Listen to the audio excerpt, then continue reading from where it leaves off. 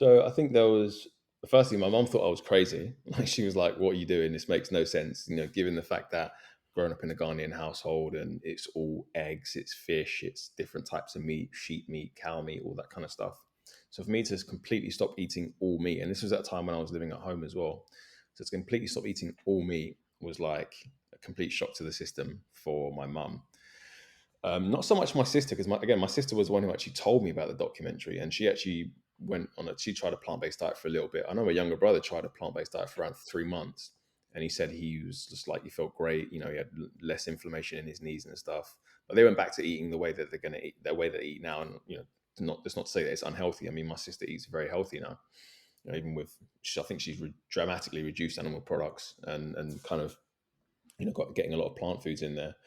So yeah, I remember work colleagues thought, well, like, what's this guy doing? Or what kind of foods he got going on here? Like, I'm bringing overnight oats into work. I'm bringing like, my lentil bolognese in, and they can't really understand. And for me, it was never a case of trying to convince anyone of what I was doing. It was just like, I'm going to live my life. I'm going to do what I'm doing, and if it interests you, then so be it. And if it doesn't, then so be it. Continue living your life the way you want to live it.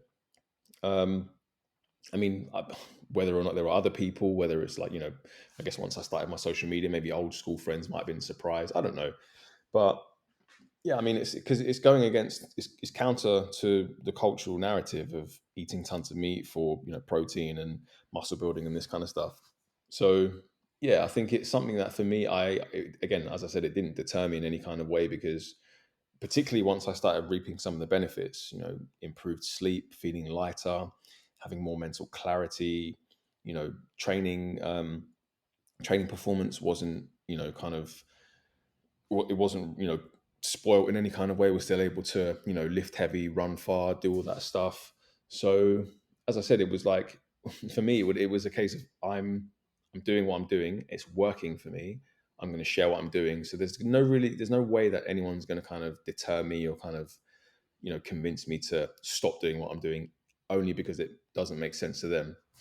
And I think touching on the tweet that I put out with regards to people belittling you, it's a very common thing, and it's not even necessarily exclusive to being vegan. This is exclusive to people who want to make changes to their health, and whether that's friends or family or colleagues that are around them, they might look at them and be like, no, no, no, I don't want you to do that because it's that crabs in a bucket mentality. When a crab wants to get out of the bucket, one of the other crabs will pull them down because he doesn't want to see that other person get out of the pit that they're in at the bottom of the bucket. And it's the same with health in society. It's like, oh, come out, stop doing your healthy stuff, come out for some drinks, or oh, it's only one, just eat that crisp or whatever. And I think the easy part actually is actually coming across the information and starting. But I think one of the difficult parts of actually maintaining a health journey is the resistance that you're going to experience from culture. So it's something that I always mention to people that you're likely to get it. I mean, if you don't, great, but you're likely to get it because being healthy in today's society is still relatively rare. Taking responsibility for what what your diet looks like, and not necessarily meaning having to be perfect. For example, at the weekend, I had a little bit of red wine with friends. Like, it's not perfection, but obviously, when it comes down to the bank holiday weekend's done, you get back into it. You get back in the gym, back in the sauna, eating well. So yeah, it's a case of people being aware that that may come from other people, but just be convicted in your beliefs. And you were convicted, as you've mentioned, as has been quite obvious from the conversation so far, to then go beyond just doing it and bringing the food to the office, but then also starting the page. And was Mm. this around the same time as the wealth of health was kind of born, and you Yeah, started creating content? yeah. So I think so. The way it came about was I think in 2017. So it was August 2017 that I actually went fully plant based. I think just slightly before that, I was like exploring like some modeling stuff on Instagram. So I'd made an Instagram page for that, but I wasn't really using it. I was using it for like little bits here or there, not to the effect where how people use it today. And it's actually interesting because I do reckon that, and I've said this to my current fiance a number of times. I say if I wasn't, kind of in this plant based space, or I didn't have the passion to share what I'm sharing, I don't think I would have social media because in many ways I don't see the point of it unless you're like creating something of value for other people. I mean, I might have stumbled onto something else, but I just don't see why I would just have a social media and put pictures of me up on there. That doesn't give any value to anyone as far as I'm concerned. Um, so yeah, it was 2017 that obviously went plant based, and I think it was either later that year or early 2018 was when I started my blog, The Wealth of Health, and it was on a different platform.